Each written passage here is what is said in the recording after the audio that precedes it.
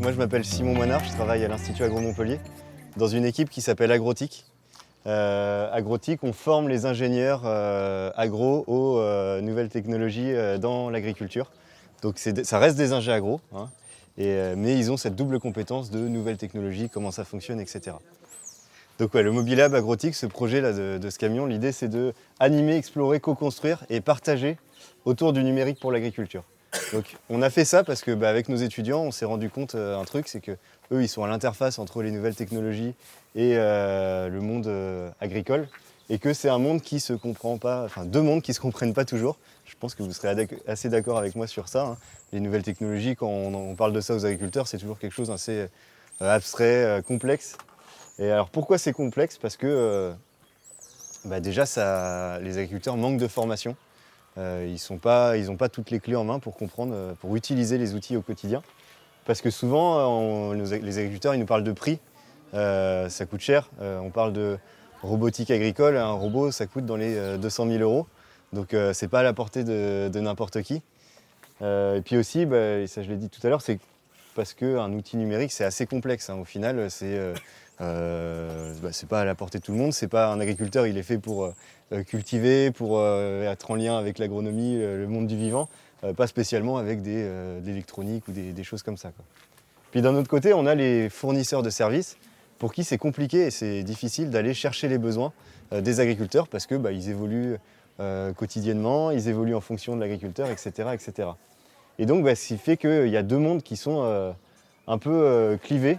Et l'idée du Mobilab, c'est d'aller amorcer ce cycle pour diffuser ça.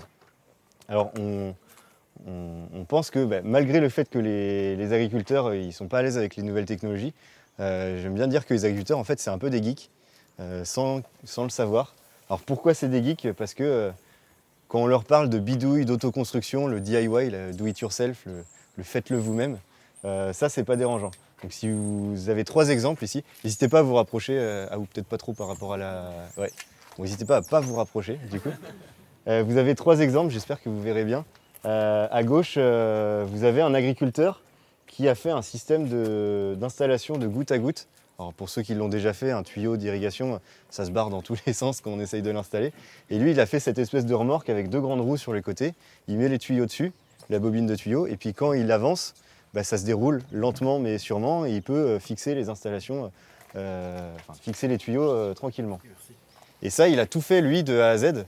Il a tout installé, il a tout soudé, ces espèces de roues, etc., quoi. Au milieu, vous avez un autre agriculteur qui a fait, alors lui, il a pris un vieil engin, il a récupéré des vérins et tout, et il a fait une pince avec la force hydraulique pour aller pincer les pieds morts et pouvoir les arracher très facilement. Parce que pour ceux qui ont déjà arraché un pied mort aussi, il y a des racines dans tous les sens, il faut le secouer, c'est pas pratique. Et donc du coup, il a fait ce petit système-là pour se simplifier la vie. Puis alors à droite, alors encore plus simple, vous les avez peut-être vus quand vous étiez là-bas, c'est ici au domaine, là, ils ont mis tous les engins sur des palettes qui sont elles-mêmes sur roulettes. Et de cette façon, quand on doit aller chercher l'engin qui est tout au fond du hangar et qu'il y a 3 autres engins qui sont dessus, une personne peut bouger tout le truc et puis aller chercher l'engin qu'il faut. Et puis même quand on attelle, quand on n'est pas très bien dans l'axe, il faut avancer, reculer pour le... là, avec cet engin qui est sur roulette, on peut le bouger très facilement. Donc c'est ça ce que j'appelle le low-tech. Et ça, les agriculteurs, ils sont très très à l'aise avec ça, il n'y a pas de souci pour développer ça. Alors pourquoi ils sont à l'aise? Parce que déjà, il y a des ateliers, tout le monde a un poste à souder, un marteau, des clous, des vis, etc. Parce qu'il y a des pauses forcées. Quand il y a un chantier, puis finalement il pleut. Ou l'hiver, on a un peu plus de temps pour faire la paperasse administrative accessoirement, puis ensuite bidouiller, développer. Puis aussi, et ça je pense que c'est le plus important, c'est pour adapter son matériel spécifiquement à son exploitation. Ce que je veux dire par là, c'est que en fait, 2 agriculteurs auront des besoins complètement différents, et quand on développe un engin, un outil agricole, il y en a un qui va l'utiliser d'une façon, l'autre d'une autre façon, et il va falloir forcément bidouiller, l'adapter à sa façon. Et donc c'est pour ça que les agriculteurs, ils sont à l'aise avec le low-tech. Du coup, maintenant, je vais parler vers le low-tech numérique. Alors c'est un peu bizarre de dire ça parce que Le numérique, on dit que c'est du high-tech, donc là ça ferait du high-low-tech ou du high-tech low-tech, un truc comme ça. Mais je vais vous expliquer ce que j'appelle le low-tech numérique, donc avec 3 exemples. Le premier, il est à gauche, là c'est modéliser une imprimante, modéliser une pièce et l'imprimer en 3D. Donc c'est l'époque des imprimantes 3D maintenant, je ne sais pas si vous en avez déjà vu une, hein. Il y en a une ici là. Vous avez déjà vu une imprimante 3D? Non, non, ok. C'est le bazar. Ok. Donc du coup là vous avez une imprimante 3D avec en fait il y a un axe X, un axe Y et puis un axe Z qui va monter. Et donc vous avez une petite buse qui va chauffer le plastique et qui va le déposer par couche de 0,2 mm par 0,2 mm, donc c'est très très fin, très très précis. Et au bout de 8 heures, on peut avoir une pièce comme celle que vous avez en haut, là, un engrenage par exemple. Et donc ça, c'était un agriculteur qui avait une meuleuse qui était pétée. Son engrenage était... il y avait un engrenage dans la meuleuse qui était fendu en deux, et donc l'entraînement ne se faisait plus. Et donc cet agriculteur, il s'était tourné vers nous, il était prêt à l'acheter, et en fait avec les étudiants, on s'est dit tiens, on va faire un petit concours, vu que c'est des geeks les étudiants, le premier qui développe cette petite solution a gagné. Et donc on avait ce modèle qui est maintenant disponible sur internet, très facilement vous pouvez télécharger ce modèle et puis l'imprimer chez vous si vous avez une imprimante 3D. Parce que quand je dis chez vous, à votre avis, vous savez combien ça coûte une imprimante 3D? Il y a toutes les gammes, ouais. Celle-là c'est une bonne milieu de gamme, haut de gamme. On va faire le juste prix, celui qui a le bon chiffre repart avec l'imprimante. Ouais. On a 800 € à ma droite. 1500. 1500. 1000. 300. 300, 400 €. 1002. 4000. Ok. Tout à l'heure, on a eu jusqu'à 15 000. Ouais, non, on est plutôt dans ces ordres de prix-là. Cette imprimante, elle coûte 350 €. Et en fait, quand on la récupère, on a juste ces 2 vis à mettre ici, les 2 vis de l'autre côté. Et elle est fonctionnelle. Il y a aussi un petit truc à clipser aussi, je crois. Mais elle est fonctionnelle quasiment directement. Et vraiment, on met une clé USB du fichier qu'on a été chercher sur Internet. On fait fichier imprimé, on ne choisit pas Canon ou Epson, hein, on choisit Creality, cette imprimante. Et on attend 8 heures, et au bout de 8 heures, on a notre pièce qui est fonctionnelle. Donc c'est vraiment... alors c'est du numérique, mais en fait c'est abordable maintenant et c'est facile d'utilisation, ça ne demande pas de compétences particulières. On peut développer facilement ces petites pièces. Et la qualité par rapport à la résistance de ce plastique. Ouais. Parce que là on parle d'un engrenage avec une disqueuse. Ouais. Et ça supporte. Alors ça va dépendre des plastiques que tu mets. Alors lui c'est un plastique, c'est du PLA, c'est du plastique, c'est de l'amidon de maïs hein, en gros. Et donc du coup c'est facile pour imprimer, pour modéliser des petites pièces, pour faire des trucs qui servent à rien comme ça. Là ça sert peut-être en agroécologie on pourrait faire un truc avec ça. C'est juste pour vous montrer que c'est un chaînon qui a été imprimé tout d'une pièce. Hein. D'un seul tenant on peut imprimer des trucs comme ça, vu qu'on y va couche par couche, on peut s'amuser à faire un petit peu tout ce qu'on veut. Si on veut quelque chose qui est un peu plus robuste, etc., il y a d'autres plastiques, il y a le PETG. Il y a l'ABS qui est encore plus solide, hein, qui sert parfois dans les voitures à faire des carénages et tout. Il y a le TPU qui est un plastique mou qui sert à faire les cœurs. Voilà, maintenant on arrive à imprimer des cœurs en 3D, faire des systèmes de pompe, etc. Voilà, on peut imprimer plein de plastiques différents. Il y en a des plastiques métalliques maintenant qui laissent passer le courant. Il y a des plastiques... c'est... Un plastique résistant au point de... Ouais, on peut avoir un plastique très dur. Et puis même les Ariane 6, là, pour être dans l'actualité d'hier, il y a des pièces de carénage qui sont imprimées en 3D, en titane, en fer, etc. Alors là, on n'est pas sur du 350 € évidemment l'imprimante. Hein. Mais voilà, c'est faisable de faire des choses comme ça. Le consommable, cette bobine en PLA, là, c'est 15 € la bobine. Et avec 15 €, on peut faire peut-être 200 trucs comme ça. Quoi. Donc des engrenages, on peut en faire beaucoup. Et puis après, c'est relativement abordable. Tout ce qui est plastique, ça va. Quoi. Ça se fait bien. C'est moins cher que la cartouche d'encre, c'est vrai. Voilà, donc ça c'est tout ce qui est imprimante 3D. Quand je parle de low-tech numérique, je ne vais pas m'attarder sur construire une application mobile, mais c'est faisable maintenant avec un téléphone de faire quelque chose. Une application pour de suivi de données, de la collecte de points et tout. Mais je vais m'attarder sur le troisième point qui est développer un capteur. Voilà, maintenant en 2025, on peut auto-construire son capteur. Ouais. Juste sur la modélisation, est-ce qu'il y a besoin d'un logiciel payant aussi pour modéliser les pièces ou... Il y a de tout. Il y a Word et il y a OpenOffice. il y a de tout pour modéliser. Et surtout, ce qui est important, c'est qu'il y a une grosse communauté sur Internet. Maintenant, ça devient de plus en plus facile de trouver ce que tu veux. Les trucs qui sont les plus imprimés, je crois que c'est les supports à pommeau de douche qui se pètent souvent. Et tu peux trouver tous les modèles que tu veux, tu tapes la gamme de ton truc et tu auras le support que tu veux. Donc ça sert à rien d'avoir des connaissances sur la modélisation. Tu peux, hein, si tu veux à façon, mais sinon il y a déjà des gens qui l'ont fait, donc il ne faut pas réinventer la roue, quoi. Donc du coup je vais m'attarder sur développer un capteur, parce que maintenant donc, on peut développer facilement un capteur, une petite solution. Quand je vous parle de capteur, vous pensez à quoi en particulier? L'humidité de sol. L'humidité de sol, ouais. Météo. Météo, tout ce qui est température, pluviométrie. En fait, on peut quasiment tout mesurer, hein, maintenant. On est vraiment capable de tout mesurer. Je ne sais pas si vous savez comment ça fonctionne, un capteur. Non? On n'est pas là pour rien. Très bien. Bonne réponse, du coup. Hop. Et il est là.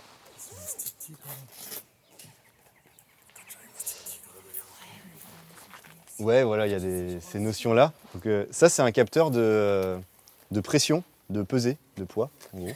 Alors, qu'est-ce qu'il y a à l'intérieur? C'est tout bête, hein, il y a deux plaques. Et plus on va appuyer dessus, plus les plaques elles vont se toucher. Et si on fait passer du courant dans une broche et on écoute le courant qui arrive dans l'autre broche, ça va faire un truc du genre 0 volts, 1 volt, 2 volts, 3 volts, etc., etc. Et donc, on transforme une pesée en un voltage.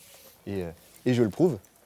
Du coup, c'est un truc comme ça. Hop. Donc tiens, si tu veux interagir avec ce capteur, donc là j'ai un petit voltmètre qui permet de nous lire la tension Non, je pense que ça va le faire. Donc si tu appuies, voilà. Donc c'est assez sensible, hein, tu as vu, c'est assez fin. Il y a trop de force. Donc là, il a une force de 800 millivolts à peu près. Donc on le voit sur l'échelle. Ça veut rien dire, hein, une force de 800 millivolts.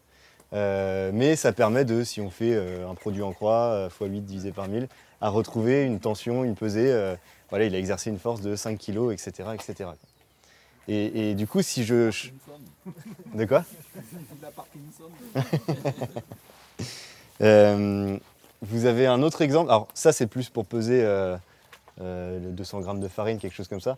On ne va pas peser un taureau avec ça, évidemment. Par contre, il suffit d'avoir quelque chose qui a des plaques plus robustes. C'est le même fonctionnement, mais on va pouvoir... il suffit de changer de capteur, quoi. Et puis si on veut qu'il soit plus précis, celui-là il coûte 10 centimes. Parce qu'en fait, c'est que de la ferraille au final. Et vous avez un autre exemple de capteur de luminosité. Et donc, si je le branche de la même façon au même endroit, voilà, bon, on peut changer de cobaye. Voilà, donc vous voyez la courbe. Eh ben, tu confirmes, hein, que plus il y a de luminosité, plus il y a de voltage. Et donc, quand on met de l'ombre, la tension elle varie. Et donc, voilà, tu as créé un capteur de luminosité, tout simplement, tout bêtement, quoi. Et donc, des capteurs, il en existe plein, hein. Des capteurs de... Celui-là, vous le connaissez tous, c'est le capteur de détection de présence en infrarouge et qui va permettre d'allumer les lumières la nuit quand il y a quelqu'un qui avance. C'est aussi bête que ça. Là, vous avez un capteur... alors, celui-là, c'est le capteur à gaz à éthylotest. Enfin, c'est l'éthanol, quoi. Mais c'est un éthylotest en soi. Donc, vous avez des broches, on l'alimente et puis... 1 volt, il y en a des louches parmi vous. 1 volt, ça fera 0,5 grammes, 2 volts, bonjour les dégâts, 3 volts, non. Voilà, en fonction de... C'est exactement ce qu'il y a comme principe de fonctionnement. Vous avez le même en version CO2. Vous avez les capteurs d'humidité des sols. Donc on va planter 1 volt, 10% d'humidité, 2 volts, 20% d'humidité, etc., etc. Vous avez des sondes tensiométriques, hop, un capteur de pression ici, 1 volt, 1 bar, 2 volts, 2 bars.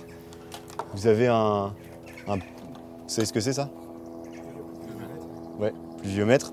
Vous savez comment ça fonctionne à l'intérieur? Ouais, alors il y a des... Si on ouvre, il y a des... Hop là. En gros, vous avez un trou dans un entonnoir, et puis ça bascule. Comme ça, quand il y a 1 millimètre de pluie, on va dire, qui a rempli cette petite cuillère, ça vient basculer, vous savez, comme dans les jardins japonais, là, ça bascule comme ça. Et donc, Et vous savez comment ça marche ensuite? Le nombre de basculements. Ouais, alors comment on calcule le nombre de basculements? Alors c'est de quoi? Ouais, c'est ça. Là, il y a un aimant dans ce renfoncement là. Je la refais. Là, il y a un aimant dans ce renfoncement. Et donc du coup, cet aimant, il va interagir sur ce petit tube en verre avec deux plaques métalliques. Je sais pas si vous les voyez. Elles se touchent au milieu, enfin elles se touchent pas au milieu justement. C'est bon. Et ces deux plaques métalliques, bah, du coup, quand l'aimant va passer, elles vont rentrer en contact. Et maintenant que vous êtes des experts en capteurs, vous avez un fil vert et un fil rouge. J'envoie du courant dans le fil vert, j'écoute le courant dans le fil rouge. S'il y a eu un petit pic de courant, eh ben, ça veut dire qu'il est tombé 1 millimètre de pluie. Et donc du coup, sur une journée, il est tombé 6 millimètres parce qu'il y a eu 6 pics. Moi, je trouve ça génial de voir comment les gens se sont triturés le cerveau pour à partir de quelque chose simple, la pluviométrie, en arriver à du courant et puis ensuite l'interpréter d'une façon ou d'une autre, quoi. Et vous avez plein d'exemples, ça va même jusqu'à un projet qu'on a eu d'électrocardiogramme avec des moutons pour essayer de suivre leur bien-être animal. Ça peut aller très très loin avec les capteurs, un capteur de micro, voilà, c'est le même que lui en soi. Hop, voilà. Et donc du coup, tout ça, ces capteurs, c'est bien beau. Par contre, si je vous donne ce capteur-là, ok, c'est sympa, ça coûte 10 centimes, mais qu'est-ce que vous pouvez en faire? C'est là qu'il faut récupérer la donnée et puis l'envoyer, la récupérer. Donc c'est là qu'on a des notions de les réseaux. Je ne sais pas si ça vous parle. Quand je dis réseau, vous pensez à quoi en particulier? Laura. Ok, cache comme ça. Facebook, ok. Non, plutôt les réseaux, le Wi-Fi, la 4G, le Bluetooth. Le Bluetooth, hop là, il est là. Ça, c'est un module Bluetooth. Et donc du coup, je vous ai menti tout à l'heure, hein. Ça, c'est pas juste un voltmètre, c'est ce qu'on appelle un microprocesseur. Alors c'est le terme un peu barbare, hein, qui fait peur. Mais juste un microprocesseur, c'est quoi? C'est comme un voltmètre, mais on peut lui dire écoute le courant dans la broche A7, envoie du courant dans la broche D7, D8, etc. Et donc là, j'aurais juste à le brancher comme ça, lui dire à l'ordinateur je veux que le module Bluetooth est branché en D3, D4, D5. Et puis là, ça y est, j'ai un capteur de luminosité où en Bluetooth, je pourrais m'approcher et puis lire les valeurs, les mêmes valeurs que je vois ici, je pourrais les lire sur mon téléphone. Et donc c'est pareil, hein, du Bluetooth, c'est 4-5 euros, un truc comme ça, quoi. Et donc là, on commence à avoir quelque chose qui ressemble à un objet connecté. Il faudrait faire un petit boîtier imprimé en 3D pour avoir un truc plus efficient. Alors, le Bluetooth, c'est bien, mais en agriculture, vous imaginez tout de suite que c'est pas forcément le plus utile. Vous allez voir un projet avec du Bluetooth tout à l'heure, mais vous comprenez pourquoi c'est pas possible. Ouais, la distance, la portée, passer 50, 100 mètres, c'est terminé, il n'y a plus rien. Donc du coup, le Bluetooth, pour les capteurs qu'on va faire comme ça, c'est pas adapté à l'agriculture. On pourrait se tourner vers des trucs du genre, la 4G. Voilà, là, vous avez un microprocesseur avec la 4G, donc vous avez déjà ce petit bloc fusionné. Mais la 4G, ça a un autre problème, à votre avis? Alors l'abonnement. La couverture. La couverture, c'est vrai, aussi. Une carte SIM, un abonnement. Ouais, du coup l'abonnement, la carte SIM. Et il a pas écouté. La consommation 10 pompes. d'électricité. La consommation d'électricité, ouais, c'est ça. Ça consomme beaucoup en fait le réseau 4G. C'est un peu pour nous des petites données simples de température, humidité. Ça vaut pas le coup d'utiliser la 4G parce que la 4G ce serait pour des photos, pour des vidéos, pour bombarder. Et donc du coup c'est un peu contraignant. Et c'est pour ça qu'on se tourne vers des modules, des réseaux bas débit. Donc c'est Paul qui disait ça. Donc des réseaux bas débit type LoRa. Et ce réseau bas débit, il faut imaginer que c'est un Wi-Fi qui peut envoyer des données sur une dizaine de kilomètres. Donc c'est énorme. Et puis un capteur comme ça, il va envoyer des données toutes les 5 minutes et il va tenir pendant 2 ans avec juste une petite pile. Il y a une contrepartie, parce que sinon tout le monde l'utiliserait, c'est qu'on ne peut pas envoyer plus de 2-3 petits messages de texte par minute, quoi. Donc nous en agriculture, c'est parfait pour nous parce que je suis le capteur numéro 8, il fait 20 degrés et ma position XY c'est ça, puis ensuite je me réteins. Mais ça c'est génial pour l'agriculture parce que c'est exactement ce qu'il nous faut, quoi. Et donc c'est pour ça que nous avec les étudiants, on récupère les besoins des agriculteurs qui sont à votre place Et dans les processus de formation, dans les modules qu'on a, on développe des petites solutions, soit par le 4G, soit par le Bluetooth, etc. pour en arriver à des petites solutions assez simples que je vais vous montrer. Hop. Donc là, vous avez un exemple qui utilise ce fameux réseau LoRa là, dont on parlait. Donc ça, c'est un capteur qui va détecter de la présence d'eau. À votre avis, vous savez comment ça fonctionne ? Les experts en capteur, voilà, parfait. Donc vous avez, j'envoie du courant, j'écoute du courant dans l'autre broche, et si j'ai un contact, j'envoie un message en LoRa. Et il se trouve que j'ai une petite box LoRa, moi, qui est cachée ici, qui va me permettre de recevoir le message et de actionner quelque chose derrière. Donc si je fais un contact, je ne sais pas si vous avez vu, là, il y a un message qui est arrivé. Alors, je vais relâcher pour que le deuxième message arrive. Hop là. Vous avez vu, donc ça c'est une application comme WhatsApp, quoi, en gros. Et donc là, ça vient de vibrer dans ma poche en même temps. Pour les alarmes, pour les fuites dans les maisons, ouais. Mais aussi, nous, quand on a montré ça à un viticulteur, il nous a dit « Mais moi, j'ai un système de goutte à goutte. Ça fuit toujours dans tous les sens, ces systèmes. » Et donc, il l'a installé en fin de ligne. Et donc, quand il ouvre la vanne, s'il reçoit l'alerte, c'est que l'eau est bien arrivée en fin de ligne. Et s'il ne reçoit pas l'alerte, c'est qu'il y a un problème et qu'il faut qu'il aille intervenir, quoi. Et donc ça coûte 20, 25 €, un truc comme ça. Et donc on peut faire des choses toutes bêtes qui simplifient le quotidien. Dans la même idée, il y a celui-là, là, qui est le capteur, c'est le même concept, mais c'est avec un aimant, le capteur magnétique. Et donc dès qu'il y a un aimant qui passe, hop, il y a un petit message qui arrive. Et ça, alors, il s'appelle la porte, parce qu'en fait on le met sur un pas de porte, et puis quand la porte s'ouvre, on peut recevoir le message. Il y en a un sur le camion pour savoir si à 2 h du mat, il y a un vol dans le camion ou quelque chose qui se passe. Mais au niveau du fuel, au niveau des produits, etc., ça peut être intéressant aussi. On a des systèmes comme par exemple la Iritrace qui avait été développée avec Sudexp. Donc là, c'est la version autoconstruction pour développer soi-même son petit capteur de suivi de pression dans un système de goutte à goutte pour détecter s'il y a des fuites et puis pour gérer la traçabilité aussi de quand à quand j'ai irrigué, etc. Je vais terminer avec cet exemple, qui est un projet qui me tient un peu à cœur, parce que c'est mon père qui est agriculteur en Vendée, qui prend à peu près, donc il est en polyculture élevage, et ça lui prend à peu près 1 heure par jour de appuyer sur le bouton de la pompe d'irrigation, enfin aller à l'enrouleur, le tirer, aller à l'étang, appuyer sur le bouton de la pompe d'irrigation et revenir pour voir tous les paramètres, quand ça va se terminer, etc. etc. Et ça lui prend énormément de temps. Et du coup, une fois on avait discuté, il m'a dit « Mais si j'ai bien compris ton boulot, là, avec les étudiants, il n'y aurait pas moyen de faire un petit système qui permette de simplifier, faciliter ça ?» Et donc typiquement, on a fait ça va plus vite qu'autour d'avant. Un petit capteur. Donc ça, c'est un servomoteur. C'est un truc qui peut tourner sur demande. 1 volt, 2 volts, 3 volts. Et voilà. Et donc ce truc-là, on l'a collé sur le bouton de la pompe d'irrigation.